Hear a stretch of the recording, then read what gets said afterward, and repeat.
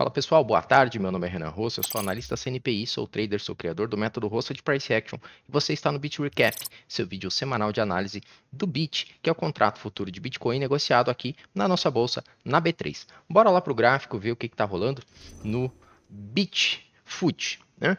Bom, mais uma semana de indefinição, a gente não teve grandes movimentos acontecendo ao longo desses dias. O mercado ainda segue dentro dessa região, né, preso entre o 293 mil e o 406, que é a região de negócio que vem sendo trabalhada no BIT desde que ele foi lançado. Né? O BIT foi lançado aqui nesse dia, ó, 17/4, e desde que e aqui para trás a gente tem, né, os preços lá do índice de referência, né, e quando a gente olha para o movimento que vem sendo formado desde o mês 4, né, para frente, a gente vê que o BIT vem sendo negociado nessa mesma faixa de preço, ainda preso dentro dessa região, que é uma lateralidade, né, a média está horizontal, o mercado sobrepõe a média, né, costura a média para cima para baixo, a gente tem na maioria do tempo candles de indefinição ou candles bons sem continuidade, movimentos sendo revertidos, uma movimentação típica de mercado lateral acontecendo aqui no BIT. Né? Essa semana a gente tem uma semana aí que está próxima de fechar com 2,2 bi de volume financeiro negociado. Uma leve alta com relação às semanas anteriores. Né? Anteriormente a gente teve algumas semanas negociando abaixo de 20 bi, 19,8 na semana passada, a semana retrasada foi uma semana de 16,43 bi, né? Então houve uma leve queda nessas semanas anteriores aqui, né? Quando a gente olha para semanas mais atrás, ó, a gente chegou a negociar acima de 22 bi de volume financeiro, né? Então a gente volta a negociar acima de 20 bi, apesar de ser ainda uma semana de indefinição, né? A gente segue dentro de uma lateralidade do gráfico semanal, descendo para o gráfico diário, a gente nota que a maioria dos dias também são dias de indefinição. Claro, existem exceções, né? Esse dia que foi um dia muito forte, o dia de hoje foi um dia forte de alta também, mas a maioria dos dias são dias laterais, né? São dias com mais sombra do que corpo, corpo pequeno, tamanho do próprio candle também como um todo, quando comparado com os dias direcionais, é um tamanho pequeno, né? E essa semana abriu aqui num leve gap de alta com relação à semana passada, dias sobrepostos, dias de indefinição, dia de hoje que foi um pouco diferente, né? O mercado abre num gap de alta e consegue fazer esse candle comprador aqui mais expressivo, superando a máxima da semana até então, né? Que era essa máxima aqui da segunda-feira. A gente tem um bom candle sendo formado no dia de hoje, mas ainda é só um candle, né? Quando a gente compara com os outros bons candles que aconteceram aqui, a gente vê que a maioria deles não tem continuidade, né? Ou seja, comportamento também típico de mercado lateral aqui no gráfico diário, né? No gráfico diário, a gente tinha essa outra máxima anterior aqui, ó, que foi violada, o mercado falha de romper e sofre a reversão, né? A gente pode atualizar essa máxima agora da lateralização do diário para cá, tá? 365,640, e a gente poderia ver agora também essa região das mínimas anteriores aqui como uma lateralização menor no 328,780 aqui no BIT no gráfico diário, tá? Então veja, a gente tem uma lateralidade do gráfico semanal aqui marcada em vermelho e uma lateralidade menor do gráfico diário, que eu particularmente acho interessante isso aqui acontecer, tá? Por quê? Porque como um dia como hoje fechado como um dia comprador, né, se eventualmente a gente tem mais um pregão comprador bom forte aqui, a gente pode ter um rompimento das máximas em uma composição de perna, né, que é uma composição de perna diferente do que vem acontecendo, né, ao longo dos dias, né, ou seja, a gente começa a ver barras em sequência, barras boas, barras ganhando tamanho, bons fechamentos, e com uma superação da máxima do que é uma lateralidade, a gente tem então uma fase de rompimento sendo constituída, né, e quando a gente olha para essa lateralidade, tem projeção, né? Quando a gente projeta o tamanho dessa lateralização para cima, a projeção está lá no 402,500, que ainda é abaixo do topo da lateralidade do gráfico semanal. Então, acho bastante interessante, tá? Se porventura ao longo da semana que vem acontecer o contrário, né? A gente ter algum desenvolvimento vendedor acontecendo aqui, uma construção de uma perna vendedora forte e um rompimento para baixo, também tem espaço até nas mínimas dessa lateralização do gráfico semanal, né? Aqui a projeção está um pouquinho para baixo da mínima anterior aqui do gráfico semanal, né? Mas ainda assim bastante espaço para um bom desenvolvimento de perna, tá? Então acho interessante essa redução aqui de tamanho da lateralização aqui do gráfico diário, porque dá condição, né, de um desenvolvimento de tendência partindo do centro da lateralidade do gráfico semanal. É claro que é sempre mais interessante quando as lateralizações dos tempos menores acontecem, né?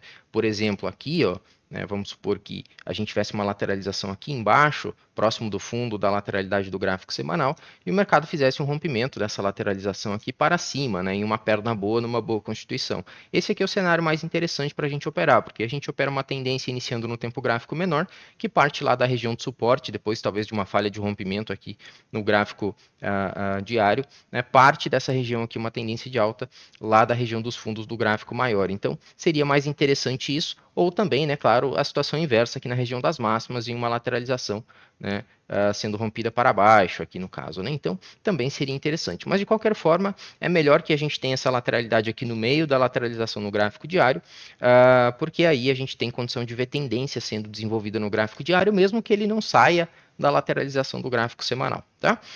Basicamente, em termos de liquidez, a gente tem aqui, deixa eu abrir o book do Bitfoot, a gente tem o Bitfoot sendo negociado com... A gente tem o Bitfoot sendo negociado aqui com uma liquidez bastante próxima do que a gente tinha nas semanas anteriores, né? Normalmente a gente tem lá por nível de preço 10, 12, 20 contratos. Agora a gente já está aqui no final do pregão, são 18,5. Ao longo do dia é bastante comum a gente ver níveis de preço aqui, principalmente os mais próximos do último negócio, né? Com 10, 20, 30, às vezes até 40 contratos por nível de preço. Então, o mercado segue ganhando liquidez. De novo, aqui já é horário do fechamento, então a gente já tem uma redução bastante significativa na liquidez, mas ao longo do pregão costuma ser um book já, de alguma forma, recheado, principalmente quando comparado, né, com os primeiros dias do BIT, onde a gente tinha vários spreads, vários buracos no book. Isso já não acontece mais. Então, bastante evolução já ao longo do tempo para um contrato que começou em abril de 2024, evoluiu muito, tá? Infelizmente a gente não tem uma condição de tendência ainda nem no gráfico diário, nem no gráfico semanal. É realmente mercado lateral, como eu falei, a média horizontal, tanto no gráfico diário quanto no gráfico semanal. Se a gente descer para um gráfico de 60 minutos, né, a gente nota que o 60 no dia de hoje foi um movimento bastante intenso, né? Ao longo da semana foi bastante conturbado. Semana começou no dia 7, esse dia aqui, né, que a gente nota que segunda, terça, quarta-feira bastante enrolado, né? O mercado nos 60 minutos subiu num canal aqui, houve interrupção da linha de tendência do canal, o mercado lateralizou aqui nos 60 minutos, até conseguiu fazer um rompimento para baixo, mas que não desenvolveu muito bem, né? Abre no pregão seguinte num gap de alta, tenta fazer uma retomada, não consegue, vira um canal complexo aqui, né? A gente tem essa perna do rompimento, primeira perna de correção, tentativa de retomada, não perde mínima, faz outra correção e desenvolve então uma impulsão para as mínimas anteriores, que também não conseguiu levar para um desenvolvimento de tendência forte, né? E hoje abre já com pregão de alta, invalidando essa tendência de baixa anterior aqui dos 60 minutos, né, violando linha de tendência, construindo força na contratendência, voltando para testar as máximas anteriores, e aí o mercado ganha a máxima anterior e segue num desenvolvimento forte até testar essas máximas mais altas anteriores aqui dos 60 minutos lá do dia 7. E agora a gente tem o mercado trabalhando acima dessas máximas ainda, né? Um teste curto e raso abaixo da barra 7,8 de hoje, né? Aproximando aqui, ó, quando a gente olha para o movimento do dia, a única barra vendedora é a barra 9, né? Que marca uma mínima na região do 354,320, testando abaixo da mínima da barra 8 aqui, que tem uma mínima no 354,640, né? Até a barra 7, eu acho que ainda tem uma mínima mais alta que a barra 8, né? 780, então a barra 8 já tem um teste abaixo da barra 7, então aqui a gente já tem uma correção curta e rasa, né? Se o mercado conseguir fazer uma boa retomada na semana que vem, né, trazendo aqui uma continuidade compradora, superando com convicção a máxima da sombra aqui da barra 8, a gente pode ter um bom desenvolvimento, porque aí a gente vai, mercado mira nos 60 minutos nessa região das máximas aqui do gráfico diário, né, e os 60 já numa tendência bastante forte, bastante contundente, né, olhando para essa primeira perna aqui, se tiver uma retomada convincente, trabalhando ainda acima dessas máximas anteriores aqui, eu acho que a gente pode ter um bom desenvolvimento de tendência. É uma pena que o rompimento da máxima aqui não trouxe boa continuidade, né, a gente tem a barra 6, ganhando a máxima anterior, e depois barras de indefinição sobrepostas. Mas com uma correção curta e rasa aqui, se vier uma boa retomada, acredito que pensar num teste dessa região das máximas é bastante plausível, e quem sabe, se acontecer a superação dessa máxima, a gente entra naquela condição de tendência no gráfico diário, e aí deve mudar um pouco esse comportamento de preço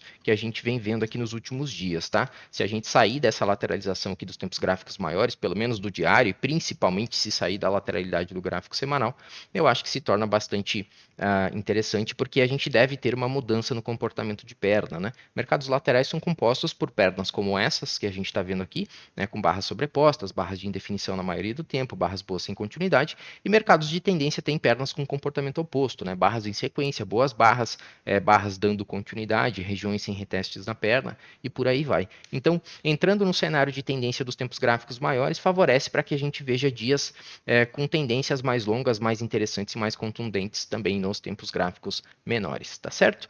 É isso. Aqui embaixo tem o botão para você se inscrever no canal, ativar as notificações e deixar o like no vídeo para ajudar e fortalecer o nosso trabalho aqui, tá certo? A gente se vê na sexta-feira, a gente se vê na sexta-feira que vem. Um abraço, valeu e tchau, tchau.